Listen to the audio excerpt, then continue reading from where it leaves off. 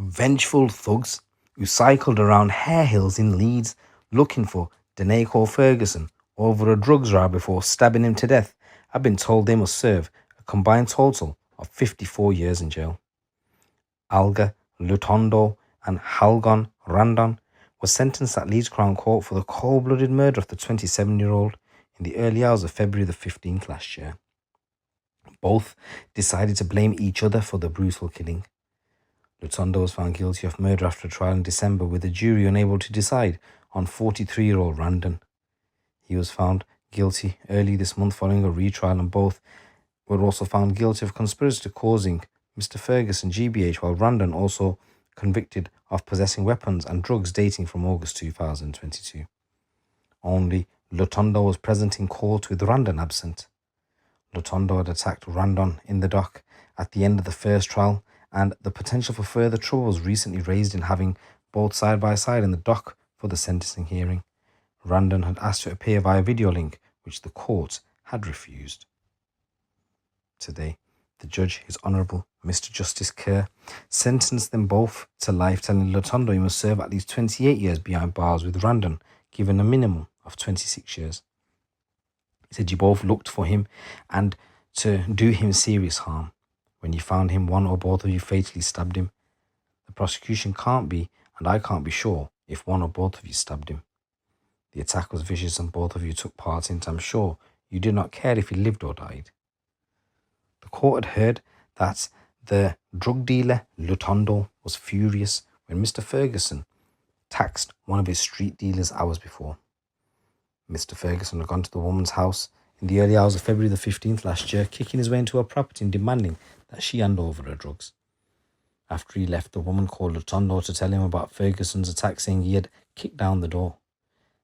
This made Lutondo very, very angry, so he recruited Randon as his muscle man, and the pair both set off on push bikes searching for Ferguson, whom they actually did not know. When they found him at a bus stop, they repeatedly stabbed him before riding off, leaving Mr. Ferguson collapsed at the side of the road. He was found by a passing taxi driver at around 3 o'clock in the morning, was taken to hospital, but he died a short time later. He was stabbed 5 times to the head, torso, pelvis and groin, the latter cutting his femoral artery and causing catastrophic bleeding. Lutondo later tried to leg it from the country, but he was stopped from boarding a flight at Heathrow, which was bound for somewhere in Africa. Lutondo of Hare Hills and Randon of Hare Hills were later charged with murder. Both Lutondo and Randon accepted being at the scene, but said that it was the other that was responsible for stabbing him. So basically they were blasting each other. Speaking after the sentencing hearing, the senior investigating officer, Detective Chief Inspector Damien Roebuck, said Daneko's family are understandably devastated that he has been taken from them in such violent and unnecessary circumstances. Regardless of the apparent background to the attack on him, there can be absolutely no justification for brutally taking someone's life like this. Lutondo and Randon are clearly dangerous individuals who are prepared to use extreme violence to settle a score without any consideration for the consequences. We hope their convictions and imprisonment for Daneko's murder will give them at least some small measure of comfort to his family as they continue to deal with the pain and heartbreak that they are going through. In a statement, Daneko's mother said, "The impact this has had on the family as a whole can be seen daily. We have no enjoyment in life anymore. We just live to exist."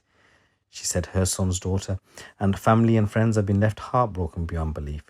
She added, "These two individuals caused immense suffering to my son that night and left him to bleed to death without the thoughts of anyone else but themselves. The thoughts of what was going on through my son's head in those last few moments of his life will haunt me forever. I believe that he called out for me as I woke at that time of his passing with a very strange feeling.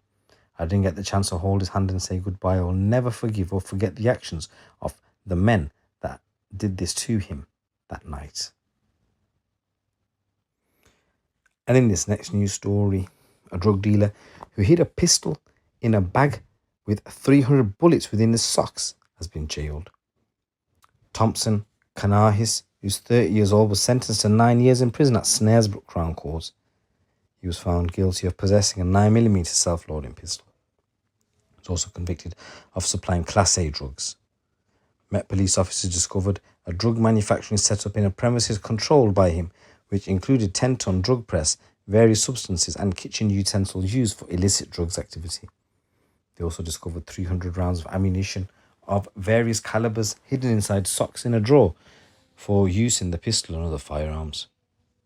He was caught after specialist crime officers and Hackney colleagues launched an investigation to tackle the drug trade and related violence in Hackney and Tower Hamlets. Officers were observing him after he was found to be moving large numbers of suspicious packages. Officers then saw him pick up a heavy bag out of his car and they stopped him and they found illegal drugs inside. Caninas was arrested at a property in Stoke Newington and was searched and drugs and gun were found. Inside the premises, officers discovered a room dedicated to the preparation and packaging of Class A drugs. The room was equipped with tools including the press, a white bag containing separate bags of brown powder and blocks of various substances and other drugs paraphernalia. Police also found a reusable bag containing brown tapered block packages filled with a mixture of non-controlled drugs and Class A and C substances. Detective Inspector Damien Hill from the Specialist Crime Command said, "Drugs have devastating impacts on communities and guns lead to the serious violence on the streets of London. The swift action taken by the officers demonstrates our dedication to maintaining public safety and combating criminal activity within London." And in this next news story, a man has pleaded guilty to GBH after another man was mowed down by a car in Digbeth in Birmingham last year. In the early hours of the 23rd of September, Corley Cadby and the victim had been inside a club in Digbeth separately when they got into a fight. They were then asked to leave, with Cadby leaving through the entrance and the victim leaving via the fire exit. Cadby got into his blue BMW that was parked outside, and on seeing the victim walking up the road, he accelerated, mounted the pavement and hit him. Cadby drove off, leaving the man lying motionless in the middle of the road.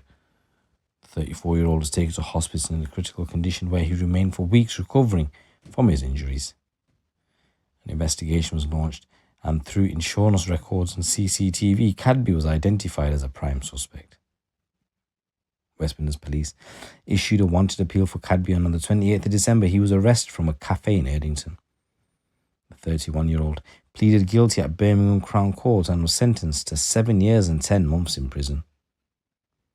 DC Emily Williams from the Force's Major Crime Team said, "When Cadby got into his car, he was determined to seriously hurt his target.